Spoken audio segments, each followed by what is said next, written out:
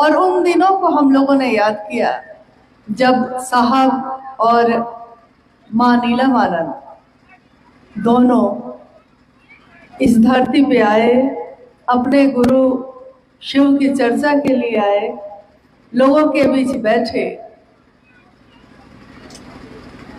भोजन किया, अपने महादेव की बात की और लौट गए। 25-26 साल हो गए। मधुबनी जिले में शिव गुरु महोत्सव कल हमारे वरेण्य गुरु भ्राता का है, वो सभी शिव से बनाया। तो इस काम में गुरु की स्थापना लोगों के दिल में करने के पीछे मेरी कोई लोकेशना और विदेशना, लोकेशना का अर्थ होता है कि लौकिक ही, लेकिन साहब ने कहा कि शिव को गुरु बनाकर उनकी बात लोगों तक पहुंचाने के, क्योंकि किताबें शिव से ज्ञान किसी में उतरता है तो शास्त्र आरेखित होते हैं, लिखे जाते हैं।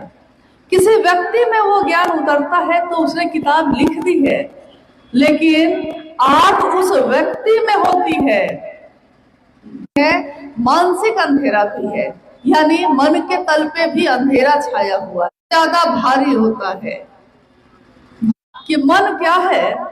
ये मन कभी किसी का दुश्मन होता है, मन किसी का दोस्त होता है, मन ही किसी को अपना समझता है, मन ही किसी को पराया समझता हो जाता है, और अपराधी का संग करता है तो कहा देता है। यानी मशीन एक ऐसी चीज होती है कि उस पे जो डालिएगा वो उसी को काटेगा। तो जब हम इस परंपरा की बात करते हैं तो ये पैदा होता है विचार से, शुरू होते संबंध गहरे हो। ये गलियों में जोगन बन के क्यों घूमने लगी? लगन लग गई कि लाली मेरे लाल की जित देखो तित लाल। हम जाते हैं शिव चर्चा सुनने, कोई कहता है कि शिव चर्चा है शिव का। देखिए, गया था लाली देखने, लाली मेरे लाल की जित देखो तित लाल। लाली देखन मैं गई, मैं भी हो गई लाल। मैं गई थी देखने, शिव की बात सुनने गई थी, लेकिन ये मेरे दिल में ये क्या हो गया कि मेरे दिल में ऐसा प्रवेश किया ये कि अब ये बात मेरे दिल से जाती ही नहीं है। हमेशा हम सोचते हैं कि आखिर इस बात में इतना आकर्षण क्यों है? आखिर महादेव का नाम जैसे ही कोई लेता है मन उसकी तरफ खींचता क्यों है? ये मन को क्या हो जाता है? तो अभी मंडल सर अपनी चर्चा में कह रहे थे कि लोहा जो होता है, पारस लोहा को सोना बनाता है, लेकिन गुरु, और वो भी जगत गुरु शिव, वो कुपात्र से कुपात्र को भी, योग्य को भी, अयोग्य को भी, पतित को भी और पावन को भी, सबको अपने जैसा बनाते हैं। उनके अंदर ये व्यवस्था नहीं है, ये मजबूरी नहीं है उनकी कि तुम लोहा बन के आओगे तभी मैं तुमको पारस बनाओ से जोड़कर सोना बनाऊंगा, ऐसा वहां कुछ नहीं। तो गुरु शिष्य परंपरा में तो ये होता है। मैंने कहा अभी कि साहब ने व्याख्या की इसकी कि जो आपके मन पे भारी होता है।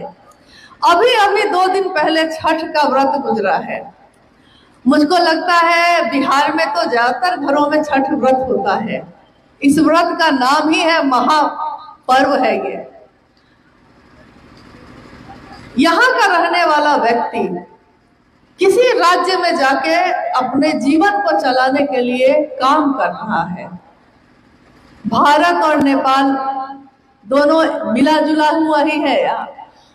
तो इन दोनों देशों के रहने वाले लोग अलग अलग देशों में जाते हैं काम करने, अपने जीवन को चलाने के लिए, अपने परिवार को पालने के लिए।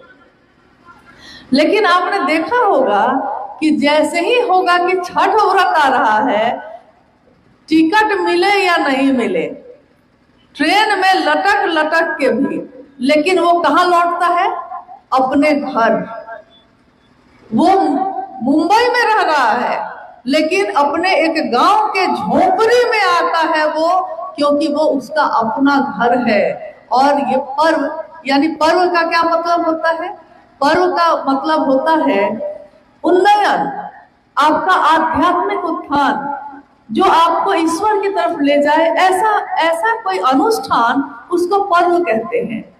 और पर्व सबको एक कर देता है, सबकी मानसिकता एक कर देता है। अपने अस्तित्व को भूलकर, अपने सुपर्दुल को भूलकर, बाथरूम में ट्रेन के बैठकर, बस में लटक कर, कैसे भी लेकिन वो घर पहुंचता ही पहुंचता है। क्यों? क्योंकि एक ऐसा समय आता है जब उसको लगता है कि अभी मुझको अपने घर लौटना जरूरी है। जब कोई बहुत बड़ा सुख होता है तब भी, और अगर कोई महामारी आ जाती है या दुख आ जाता है तब भी। अभी कुछ वर्ष पूर्व कोरोना महामारी आई थी, उस समय भी कोई सवारी नहीं मिली तो लाखों लोग सड़कों पे पैदल चल दिए कि कम से कम जीवित रहेंगे, अपने गांव तो पहुंच जाएंगे, अपने घर तो पहुंच जाएंगे। देखिए, जब सारे सहारे छूट जाते हैं, जब सारे लोग साथ छोड़ देते हैं, तो हमको याद आता है कि एक सहारा है जो मेरा घर है, चाहे जैसा है, चाहे वो बिल्डिंग है, चाहे वो झोपड़ी है, लेकिन वो मेरा है। बस यही बात साहब ने कही। शिव सबका है तो हम उसकी परवाह नहीं करते। जिस दिन मेरा मन ये समझ जाता है कि वो शिव मेरा है, तो दूसरे करते हैं या नहीं करते हैं, मुझको महादेव का काम करना है, मुझको महादेव से दया मांगनी है, मुझको उनकी बात करनी है, मुझको उनको प्रणाम करना है, चाहे दूसरे करें या ना करें। और साहब ने कहा कि ये दुनिया जिसमें हम आए हैं, ये अपना देश है नहीं। आए हैं, कुछ समय के लिए आए हैं, लेकिन इतना सामान इकट्ठा करते हैं, इतनी चीजें इकट्ठी करते हैं कि लगता है जैसे यहाँ से जाएंगे ही नहीं। रहना नहीं देश वीराना है। इस देश में रहना नहीं है हम लोग को, हमेशा लौटना है एक दिन। जाकर क्या मुंह दिखाएंगे बाबुल को, क्या कहेंगे कि आपने जीवन दिया, आपने ये दुनिया दी, आपने परिवार दिया, आपने सुख दिया, लेकिन हम लोगों ने आपका नाम लेना भी छोड़ दिया। साहब ने कहा कि उस शिव को जो सबका है लेकिन तुम्हारा नहीं है, तुम अपना गुरु बनाओ उसको, अपना। इस शब्द में इतनी ताकत है, इतनी शक्ति है, इतना चुंबक की तरह यह काम करता है कि जैसे ही कहते हैं अपना, हम अपने सब चीजों को एक तरफ कर देते हैं और सबसे ज्यादा भारी गुरु हो जाते हैं।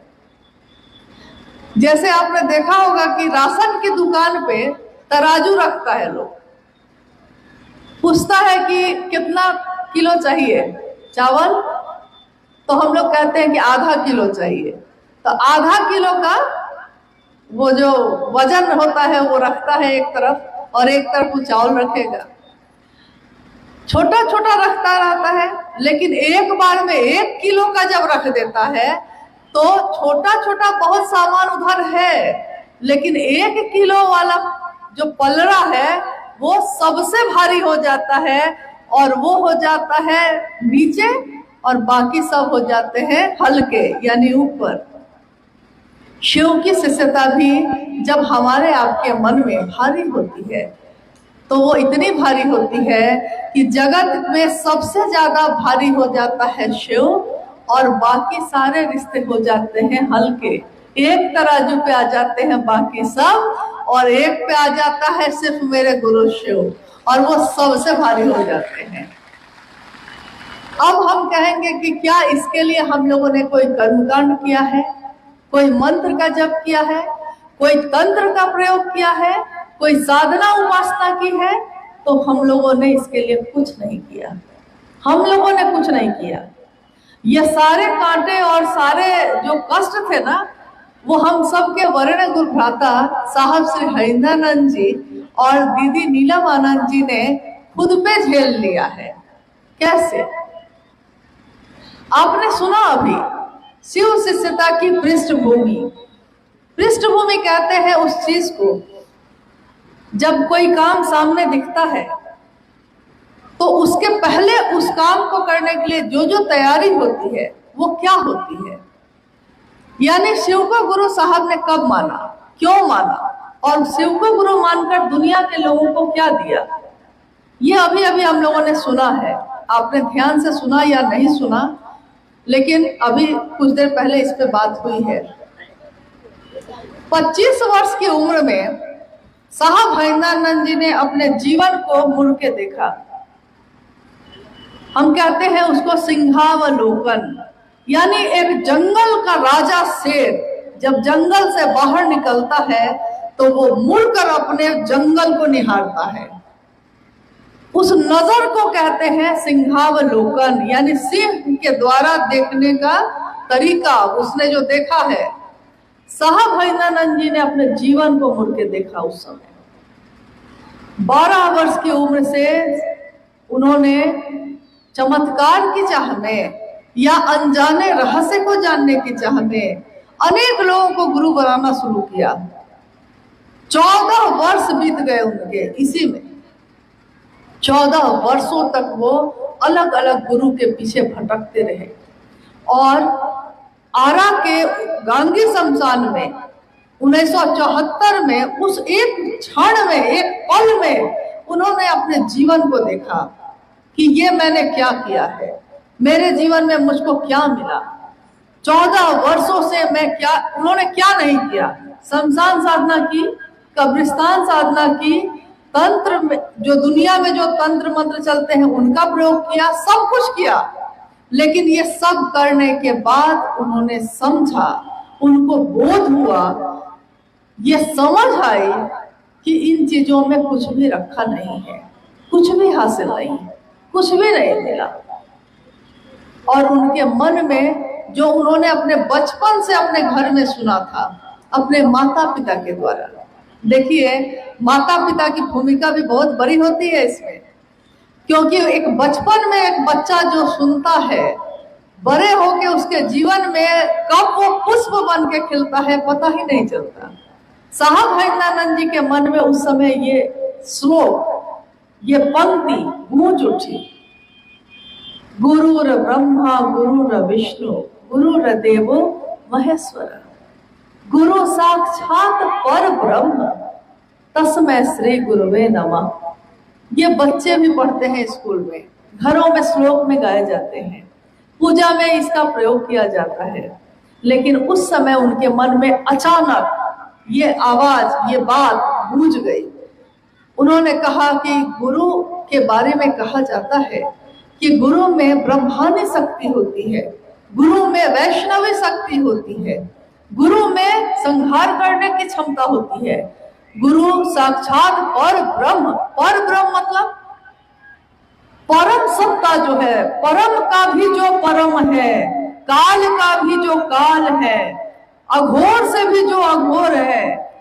कौन है वो? वैसी सत्ता को दुनिया ने नाम दिया शिव, महादेव। और उन्होंने कहा कि मैंने बस इतना ही सोचा कि गुरु भगवान होते हैं, वो भगवान के गुरु। ये वेद में बखान है, हजारों वर्ष पहले लिखा गया। वो घर घर में रामायण, महाभारत, गीता, वेद मिलते हैं, लोग रखते हैं, पढ़ते हैं उसको। लेकिन किसी का ध्यान नहीं गया इस पंक्ति पे कि गुरु के रूप में जब सबसे सुंदर गुरु उपलब्ध है तो हम उसी गुरु को अपन है तो शिव है।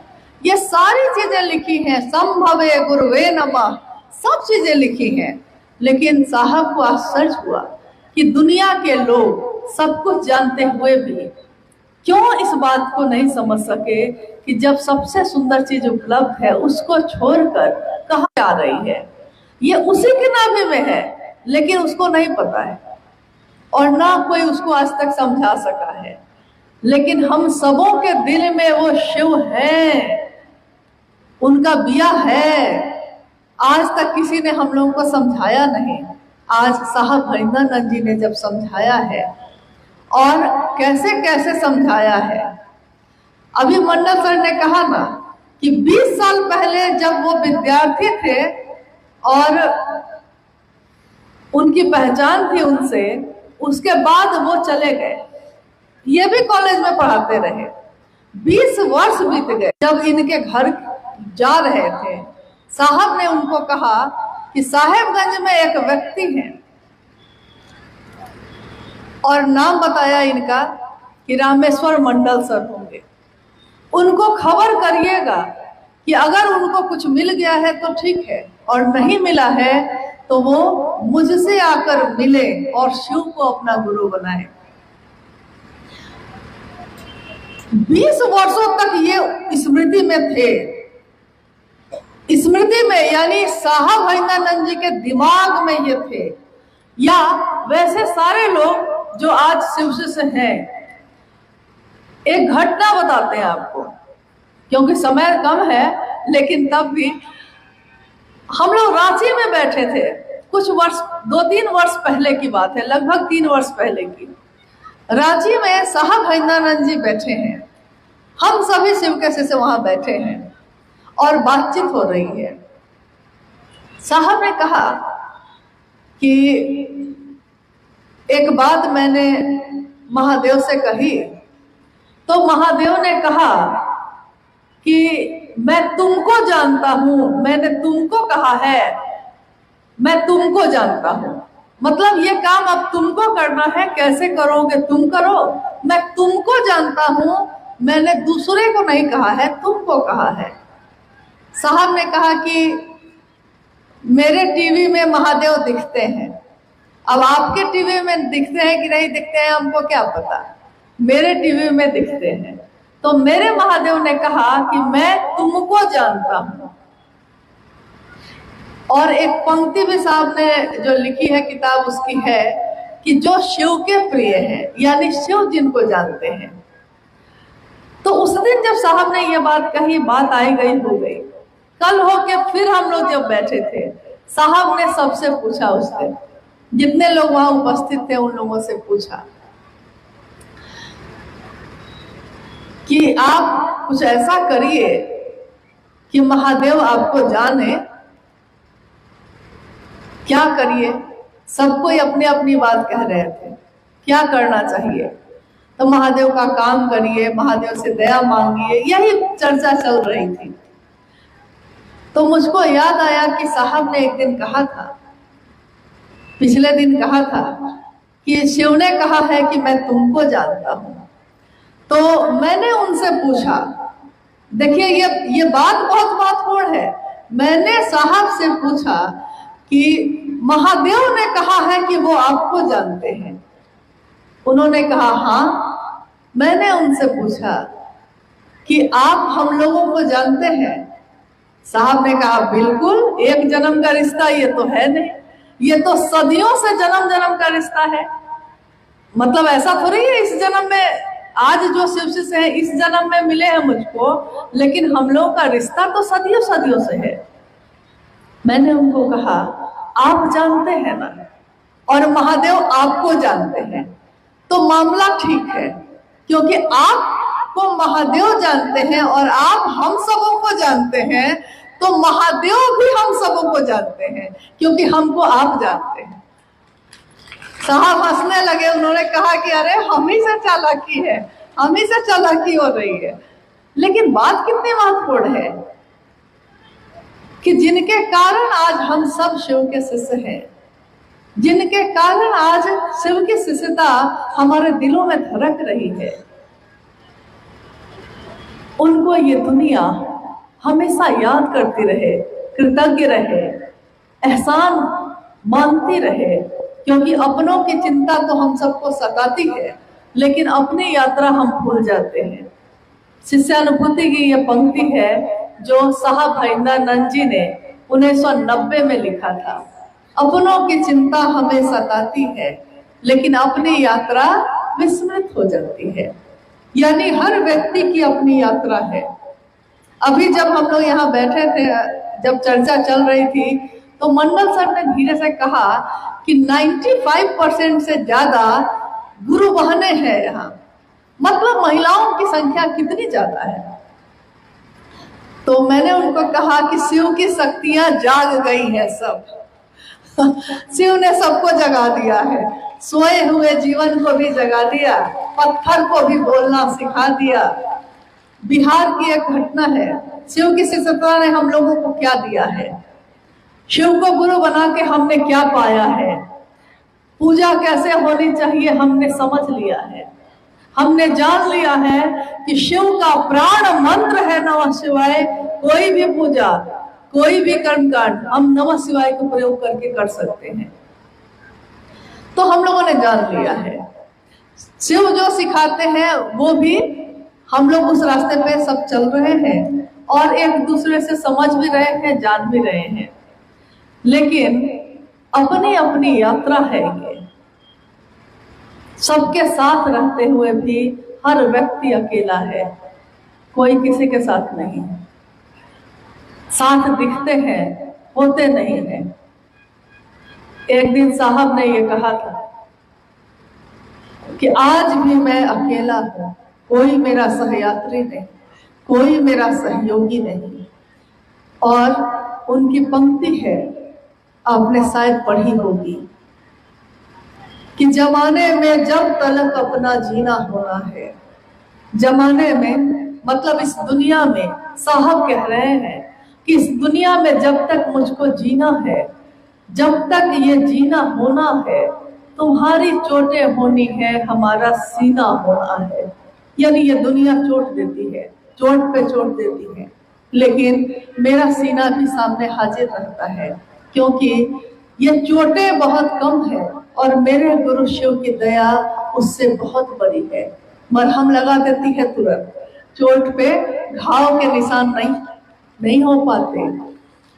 हम सबका जीवन भी ऐसा हो जाए। आइए हम लोग कुछ जिज्ञासाओं पे बात करते हैं, अगर आई है तो। जिज्ञासा कोई आई? एक गुरु बहन ने पूछा है कि हम शिव के शिष्य हो रहे हैं, ये कैसे पता चलेगा? ये कैसे पता चलेगा कि हम शिव के शिष्य हो रहे हैं? हाँ, जिज्ञासा है। जिज्ञासा ये है कि कैसे पता चलेगा कि हम शिव के शिष्य हो रहे हैं। लक्षण बता देते हैं, लक्षण बताते हैं। इसका एक उदाहरण है, उस समय मां नीलमानंद जी शरीर में थी और साहब का तबादला रांची शहर में ही था। उस समय 2003 की घटना है, शुरू की 2003 की। एक गुरु बहन आई और उन्होंने मां नीलमानंद जी को कहा, मैं उनके पास बैठी थी, उस गुरु बहन ने मां नीलमानंद जी से कहा कि मेरे बेटे को लगता है दीदी कि कुछ हो गया है। मां ने उनसे पूछा कि क्या हो गया है, तो वो बेचारी परेशान थी, घबराई हुई थी। उसने कहा कि पता नहीं क्या हो, हमको लगता है कि कुछ मानसिक दिक्कत आ गई है। दीदी ने पूछा, मां ने पूछा कि क्या हुआ है। उस गुरुवान ने कहा कि मेरा बेटा अपने अपने बैठे बैठे मुस्कुराने लगता है और आईना में बार बार जाके अपने को देखता है और कभी कभी खाना खाते खाते हंसने लगता है। मुझको भी लगा कि कुछ हुआ होगा। मां नीलमानंद जी ने कहा कि अच्छा डॉक्टर से दिखा लीजिए, लेकिन हो सकता है कि कुछ दिन में खुद ही पता चल जाए आपको। हो गया, वो गुरु बहन लौट गई। कुछ समय के बाद वो गुरु बहन फिर से आई और उसने कहा कि मेरा बेटा जो है एक लड़की के प्रेम में है। तो मां ने उससे पूछा कैसे पता चला? तो जी हम लोग कहते थे कि जाता कहाँ है, तो आदमी लगाए तो पता चला कि एक लड़की से मिलने जाता है और उसी से शादी करने की बात कहता है। मेरी जाति की नहीं है, अलग जाति की है, कैसे करें? मेरा बेटा प्रेम में है। देखिए, ये उसकी माँ को बाद में पता चल रहा है कि एक लड़की के प्रेम में है, लेकिन लक्षण उसके पहले से दिख रहे थे, माँ समझ नहीं पाई। लक्षण क्या था कि वो चाहे खाने भी बैठता था तो उसको वही याद आती थी जिससे उसका मन प्रेम करता था। तो उसकी कोई बात याद आ जाती थी तो हंसने लगता था। उसने कुछ कहा होगा तो आईने में जाके खुद को देखने लगता था। यानी लक्षण, प्रेम होता है तो लक्षण में आने लगता है कि प्रेम हो गया है इसको। शिव की शिष्यता में हम शिव शिष्य बन गए हैं, ये कैसे पता चलेगा? हमारा लक्षण बता देता है। कोई बात हुई नहीं कि महादेव से दया मांगना शुरू कर देते हैं। कोई आदमी अनजान मिला नहीं कि भूमिका देने लगते हैं, क्योंकि उससे महादेव की बात करनी है। ट्रेन में, बस में, सब्जी के बाजार में, कहीं गए हैं, कोई आदमी मिला नहीं कि हाथ पे पहले देखते हैं कि कंगन तो नहीं पहना है, मतलब कि कंगन नहीं पहना है, यानी शिव को गुरु नहीं बनाया है। देखिए, लक्षण हम लोग के क्या होने लगे हैं। पहले तो ऐसा नहीं था, और उसके बाद उससे महादेव की बात करने लगते हैं। सोए जगह कभी भी महादेव को प्रणाम करने लगते हैं, हल्ला करने लगते हैं। पड़ोसी से झगड़ा होना शुरू हो गया है, झगड़ा अब शुरू हो गया, अब होने वाला है तेज। लेकिन अचानक याद आता है कि अरे वाह, हम तो अभी कल घर में दूरा पे बाहर में शिव चर्चा रखे हुए हैं और लोग आएंगे शिव चर्चा के लिए, और अभी लोग जब हमको देखेंगे कि हम झगड़ा कर रहे हैं तो सब क्या कहेगा कि शिव चर्चा करती है कि झगड़ा करती है। तो तुरंत हम चुप हो जाते हैं। गुस्सा है, चुप हो जाते हैं, ये सोचकर कि मेरे गुरु पे उंगली न उठ जाए। अपना आचरण देखते हैं। दारू पीने वाले दारू छोड़ देते हैं क्योंकि उनको लगता है कि शराब पीकर अगर महादेव की बात करेंगे कोई नहीं सुनेगा। नहीं पीता है, छोड़ देता है। झगड़ा करने वाले झगड़ा छोड़ देते हैं, कड़वा बोलने वाले कड़वाहट भूल जाते हैं। यानी सब शिव भाव में आने लगते हैं, शिव के भाव में आ जाते हैं तो अपना आचरण भी भूल जाते हैं, जो जन्म से था वो भी भूल जाते हैं। जो हम चित्र में देखते हैं, महादेव की तस्वीरों में देखते हैं कि वहां महादेव का बैल भी बैठा है, माँ भगवती का शेर भी बैठा है, चूहा भी है, सांप भी है, मोर भी है, और सबका जन्मजात स्वभाव है एक दूसरे को खाना। खाना भोजन है वो। हम लोग एक दूसरे को नहीं खाते हैं, झगड़ा करते हैं, खाते नहीं है, लेकिन उसका स्वभाव है एक दूसरे को खाना, क्योंकि उसी से उसका पेट भरेगा। सांप का पेट ही भरता है चूहा को खाने से, मेढक को खाने से, लेकिन वो शिव भाव में आकर अपना जहर भूल जाता है, अपना भोजन भूल जाता है।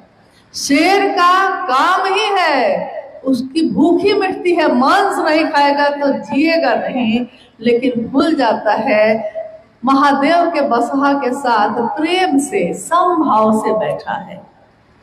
यानी महादेव की संगत हमारा मन करता है तो हमारे आचरण, हमारे लक्षण सब बदल जाते हैं, और लक्षण बताते हैं कि ये शिव के प्रेम में है, शिव के शिष्यता में है।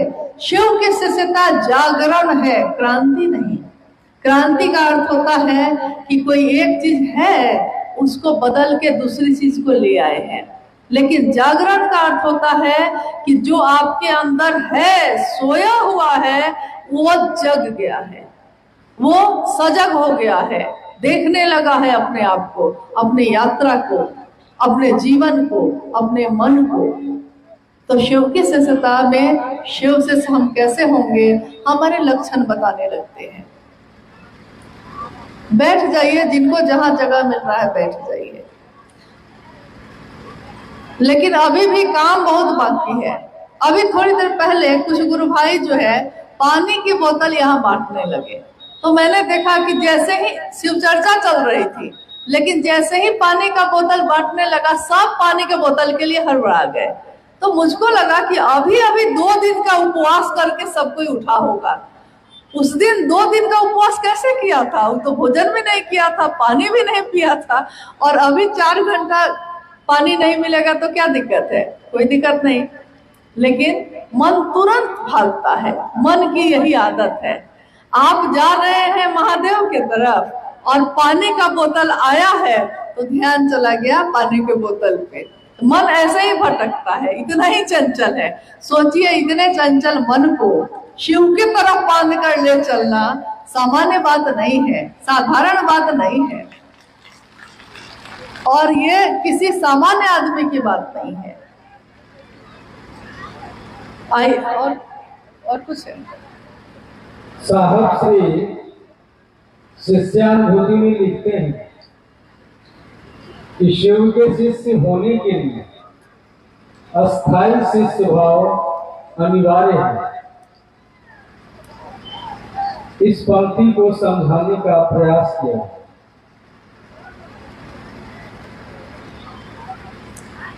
ये पंक्ति है शिष्यानुभूति की, जो मैंने अभी बताया कि 1990 के दशक में जब साहब पटना में रहा करते थे, उस समय उन्होंने अपनी अनुभूति को, शिव के लिए जो अनुभूति थी, उसको कागज के पन्नों पे लिखा था। और उसी की ये पंक्ति है कि शिव की शिष्यता में एक ही चीज अनिवार्य है। हम लोग बार बार पूछते हैं ना कि क्या चीज है अनिवार्य, मतलब कि होना ही होना है आपके अंदर, ये इसके बिना काम नहीं चलेगा। अस्थाई शिष्य भाव, अस्थाई शिष्य भाव यानी कि शिव भाव में डूब जाना, और शिव भाव में जो डूब जाएगा वो जगत के भाव से हट जाएगा। तो जब पूरा 100% कोई शिव भाव में चला जाएगा तो जगत का आकर्षण उसके मन से कम होने लगेगा।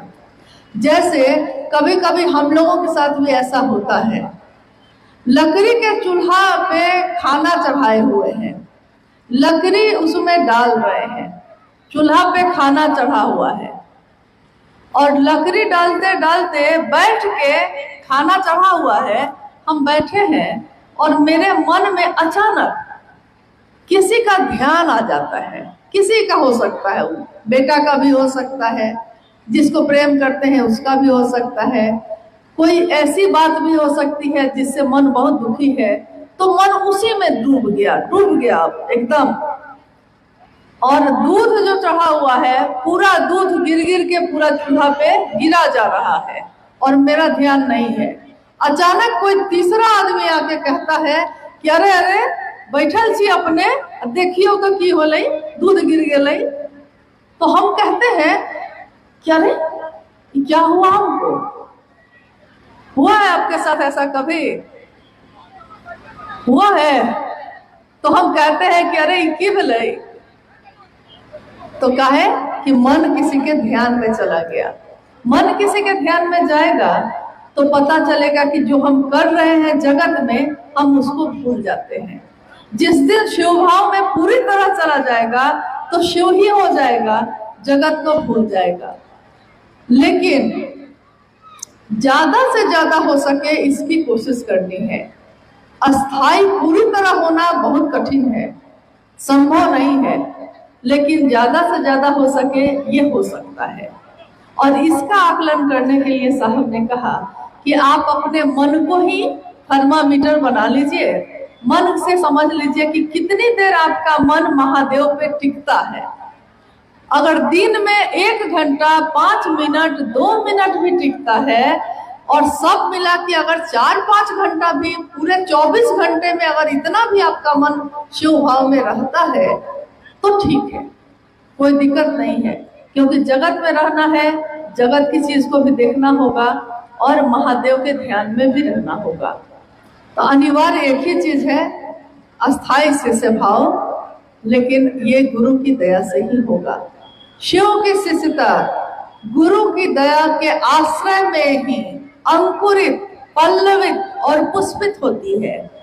शिव की दया का जो आश्रय है, यानी उस पर जो निर्भर हम होते हैं, पूरी तरह उसमें हार के थक के डूब जाते हैं, तो उसमें शिव की शिष्टता का फूल खिलता है, पल्लवित होता है, पुष्पित होता है और सुगंधित होता है।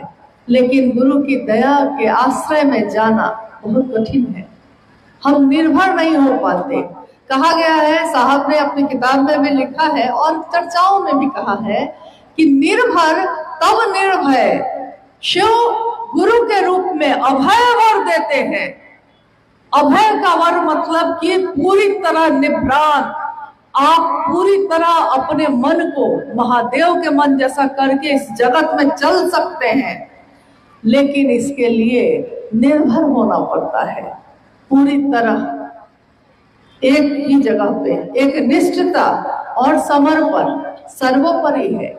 एक निष्ठता मेरे गुरु शिव, और कारण कौन है? तो साहब महेंद्रनाथ जी पुष्पित और पल्लवित करने में किसने मदद की है? तो मां नीलमानंद जी ने। बाकी हम सब शिव के शिष्य हैं, एक दूसरे के गुरु भाई गुरु बहन हैं। हम सब उस रास्ते पे चलते रहेंगे, लेकिन हमारा मन कृतज्ञ रहे, एहसान से भरा रहे उनके लिए जिनके कारण शिव आज मेरे और आपके गुरु हुए हैं। और कुछ है?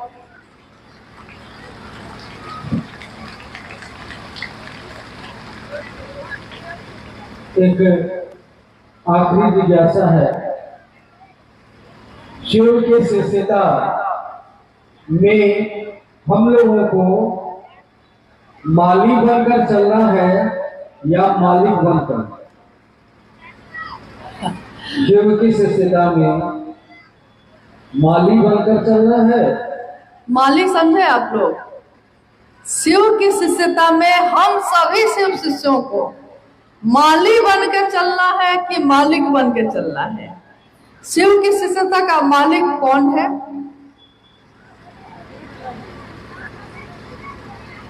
मतलब अगर आपको स्पष्ट नहीं होगा तो फिर मुश्किल है। शिव की शिष्यता यानी शिव का है ये, शिव की शिष्यता है ये, तो इसके मालिक कौन है? शिव स्वयं है। साहब ने कहा कि मैं इस बगीचे का माली हूं। यह शिव की शिष्यता का बगिया है, हर तरह के फूल हैं इसमें। कोई गुलदाउदी है, कोई गुलाब है, कोई चमेली है, कोई अड़हुल का फूल है। किसी में बदबू आती है, किसी में खुशबू आती है, किसी में कुछ भी नहीं आता। मतलब जैसे बगीचे में हर तरह के पुष्प है, लेकिन माली जो होता है वो जिस पुष्प को, जिस फूल को, जिस चीज की जरूरत है वही देता है। किसी को खाद की जरूरत है तो खाद देता है, किसी को पानी की जरूरत है तो पानी देता है। वो ये नहीं सोचता कि खुशबू वाला पेड़ है कि बदबू वाला पेड़ है, कौन सा पेड़ है। शिव की शिष्यता में हम सभी गुरु भाई गुरु बहन, सारे लोगों के विचार अलग अलग है, पसंद अलग अलग है, नापसंद अलग अलग है। पसंद भी अलग है, नापसंदी भी अलग अलग है, जीवन भी अलग है, खाने का तरीका अलग है, पहनने का तरीका अलग है। हालांकि देखिए, जब हम लोग यहाँ आए थे तो लोगों ने कहा था कि मधुबनी में मखान के बिना कुछ नहीं होता है। अभी तक मखान नहीं मिला है, एक बार भी नहीं मिला है। मतलब कि आपको सोचने की जरूरत है कि मधुबनी में मखाना क्यों नहीं मिला। देखिए, हर जगह का परिवेश, खान पान अलग अलग है, लेकिन शिव की शिष्यता ने सबको एक कर दिया है। सब एक तरह से, एक बिंदु पे सारे लोग एक तरह से हैं। बगिया है शिव शिष्यता की, मालिक है महादेव खुद, और उसके माली यानी माली मतलब जो इन सभी की देखभाल करता है, जो उन सभी फूलों को देखता रहता है कि वो खिलते रहें, उसमें कलियां आती रहें, वो कौन है? तो वो खुद साहब श्री महेंद्रनाथ जी हैं। तो हम लोग मालिक नहीं हो सकते, मालिक के सहयोगी हो सकते हैं कि उस मालिक के पीछे पीछे हम लोग भी थोड़ा सा सीख लें। जैसे जब साहब के आंगन में, साहब के दरवाजे के आगे पीछे में बहुत तरह के फूल पौधे लगे हुए हैं, और साहब के आवास में जहां वो रहे, जहां भी रहे, हर जगह फूल लगे रहे। साहब सुबह सुबह निकलते थे बाहर, ऑफिस जाने से पहले वो सुबह में अपने दरवाजे और आंगन की तरफ घूम जाते थे और देखते थे कि सारे पौधे ठीक से हैं कि नहीं। तो हर आदमी जो घर में रहता था, कोई खुरपी लेके उनके साथ जाता था, कोई पानी लेकर जाता था, और जैसे हम खुद कटर लेके जाते थे। कटर मतलब कि जो जो डालियां सूख गई हैं उसको काट के अलग करना है, ताकि जो हरी है वो पल्लवित पुष्पित हो जाए। तो साहब कहते थे कि इसको काटो, तो उसको काटना है। तो हम सब क्या है, शिवशिष्टा के साहब जो माली हैं उनका सहयोगी है हम लोग, कि हम लोग को काम करना है जो उन्होंने कहा है। अपना दिमाग लगाएंगे तो जिस फूल में खाद की जरूरत नहीं है उसमें खाद दे देंगे, यूरिया दे देंगे, वो जल जाएगा। हम लोग को नहीं पता है कि किसमें क्या देना है, लेकिन उसको पता है जिसकी ये बगिया है, जिसने बनाया है। तो इसके लिए हम सबों को साहब हरिंद्रानंद जी के मन के अनुरूप, उनकी चाहत के अनुसार चलना होगा, करना होगा। हमारा क्या मन है इसका कोई मतलब नहीं है। और उन्होंने मांगा है तो सिर्फ शिव की शिष्यता मांगी है, उन्होंने चाहा है तो सिर्फ शिव को चाहा है। उन्होंने इस दुनिया में अपना जीवन बिताया है तो एक न्यूनतम व्यवस्था में बिताया है, कोई आडंबर नहीं, कोई कर्मकांड नहीं, कोई दिखावा नहीं। क्योंकि हमारे गुरु शिव ने हम सबको ये सिखाया है कि न्यूनतम व्यवस्था में रह के भी सुखी रहा जा सकता है। भैया हरिंदर बोले, भैया हरिंदर बोले, गुरु पे निसार बोले, गुरु पे निसार बोले, ले ले गुरु नाम। जब से इस मन के अंदर में आया शिव का नाम, जब से आया है इस मन के अंदर में, तब से 3 सूत्र के मोती पाए गुरु नाम का हीरा। और कहते हैं कि शिष्यों की कुटिया में गुरु का सितार बोले। शिष्यों की कुटिया में, हमारी जो कुटिया है, हमारा जो घर है, हमारा जो मन है, उसमें एक ही आवाज बजती है गुरु की। गुरु का सितार बोले, ले ले गुरु नाम। कोई सुने ना सुने, हमको बताना है, कोई माने ना माने, हमको महादेव की बात करनी है, क्योंकि हमारे गुरु ने आदेश यही दिया है, इसके सिवा कुछ भी नहीं कहा है। गुरु का आदेश ही सर्वोपरि होता है, सबसे ऊपर होता है। तो उस गुरु के आदेश पे हम सभी शिव के शिष्य चलते रहे। हम पहले भी साहब से मन से ही मिलते रहे हैं, आज भी हम मन से ही मिलते हैं उनसे। शरीर से कितना मिलना हो पाया हम लोग का, शरीर से नहीं मिल पाया जाता, लेकिन मन से तो हम लोग हमेशा मिले हैं उनसे। आज भी आने वाले लोग भी साहब हरिंद्रानंद जी के चाहत से मन से मिलते रहेंगे। शिव की जो बगिया है, शिव शिष्टा की बगिया है, इसमें नए नए पौधे लगते रहेंगे, नई कलियां खिलती रहेंगी, खुशबू बिखेरती रहेंगी। कल को हम भी ना होंगे, आप भी ना होंगे, लेकिन रहे ना रहे हम महका करेंगे।